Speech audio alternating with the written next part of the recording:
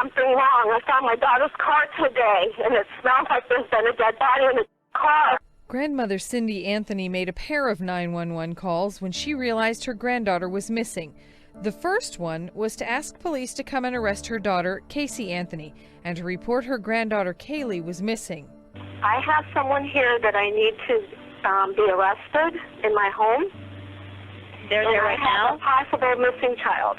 During that call, Cindy Anthony also accused her daughter of stealing her car and money. 2 hours later, a much more frantic call.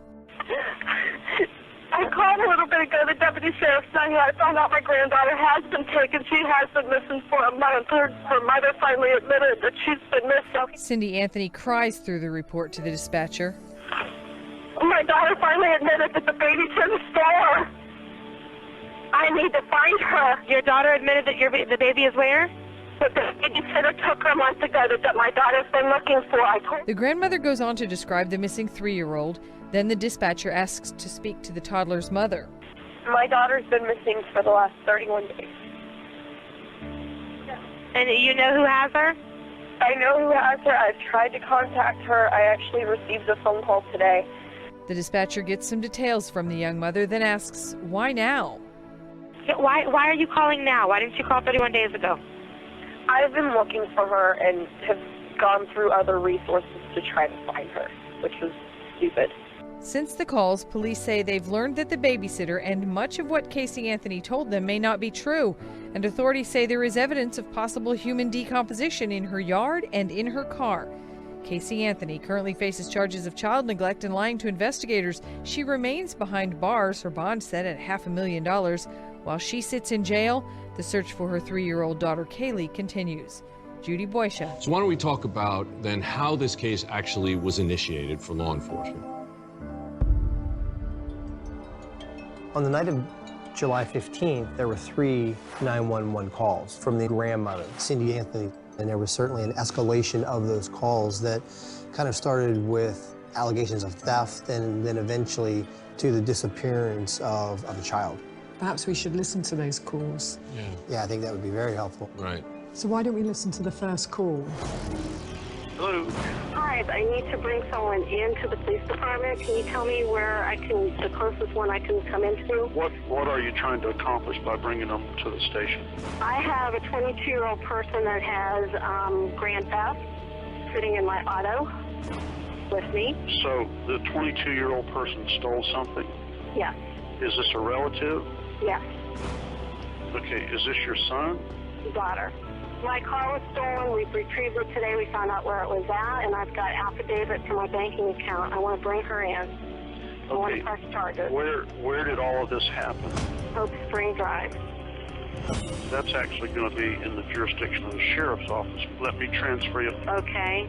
Because my next thing will be down to Proud thing, and we'll have a court order to get her. If that's where you want to play, we'll do it. You'll never.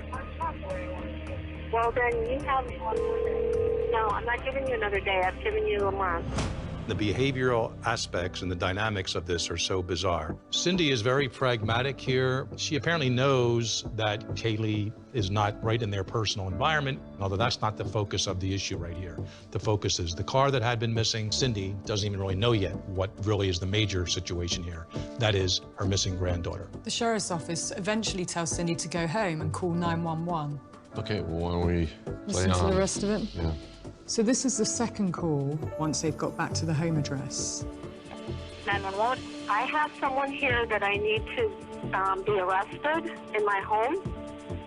They're there right now? A possible missing child. I have a 3-year-old that's been missing for a month. A 3-year-old? Yes. Have you reported that? I'm trying to do that now, ma'am. I'd like to speak to an officer. Can you have someone come out to my house? Okay. Okay, I gotta ask you these questions so I can put them in the call, okay? Okay. Okay, what's your name? Caylee Anthony.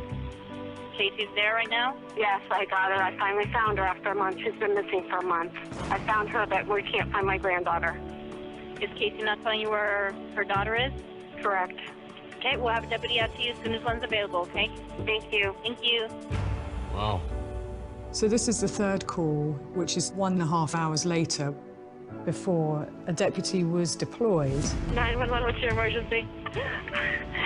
I called a little bit ago. The deputy Caylee, Sheriff's Daniel. I found out my granddaughter has been taken. She has been missing for a month. Her mother finally admitted that she's been missing. So she just admitted to me that she's been trying to find her herself. Okay, what is here now? We're talking about a 3-year-old little girl. I need to find her. There's something wrong. I found my daughter's car today, and it smells like there's been a dead body in the damn car.